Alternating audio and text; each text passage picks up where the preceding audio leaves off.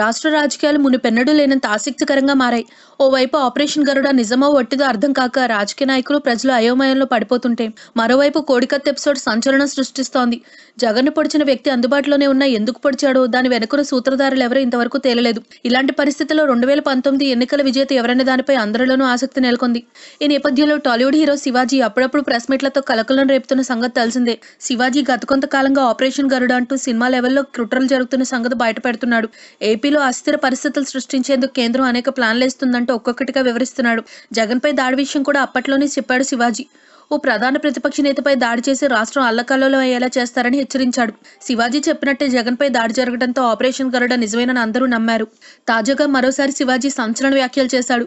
రైతుల్ని ప్రభుత్వానికి వ్యతిరేకంగా మార్చేందుకు చుక్కల భూములను ఆయుధంగా మార్చుకుంటున్నారని చెప్పాడు.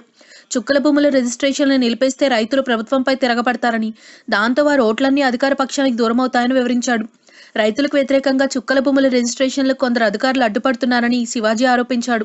అంతేకాదు, ఆ భూముల సమస్యని తక్షణమే పరిష్కరించి రైతులకు మేలు చేయకపోతే తాను ఆమరణ నిరాహార దీక్ష చేస్తానని హెచ్చరించాడు. ఈ నేపథ్యంలో శివాజీ అమరావతి వెళ్లి సీఎం చంద్రబాబు నాయుడు కలిసి చుక్కల భూముల విషయం చర్చించాడు. అయితే ఈ చంద్రబాబు శివాజీకి షాక్ ఇచ్చాడు. ఆమరణ దీక్ష చేసే అవకాశం నీకు ఇవ్వను. చుక్కల భూముల సంగతి ఏంటో చూడాలని ఇప్పటికే అన్ని జిల్లాల కలెక్టర్లకి ఆదేశాలు ఇచ్చాను. ఆ సమస్య త్వరలోనే పరిష్కారం అవుతుంది. రైతుల్ని రాజకీయపరంగా ఇబ్బందులు పెట్టాలని చూస్తే వాళ్ళ ప్రయత్నాలు తప్పకుండా అడ్డుకుంటానంటూ చంద్రబాబు వ్యాఖ్యానించారట. అయితే తాను చంద్రబాబుని కలిసినప్పుడు పొలిటికల్ విషయాలేం మాట్లాడలేదని శివాజీ స్పష్టం చేశాడు. చుక్కల భూముల విషయాల్లో ఎక్కువ ఇబ్బందులు ఎదుర్కొంటున్న మధ్యతరగతి ప్రజలేనని, 3 ఐఏఎస్ అధికారులు ఈ విషయంలో రైతులకి ప్రభుత్వానికి వ్యతిరేకంగా పనిచేస్తున్న విషయాన్ని చంద్రబాబు దృష్టికి తీసుకెళ్లినట్టు తెలిపారు. If you like the video, please like us and subscribe Tollywood Nagar.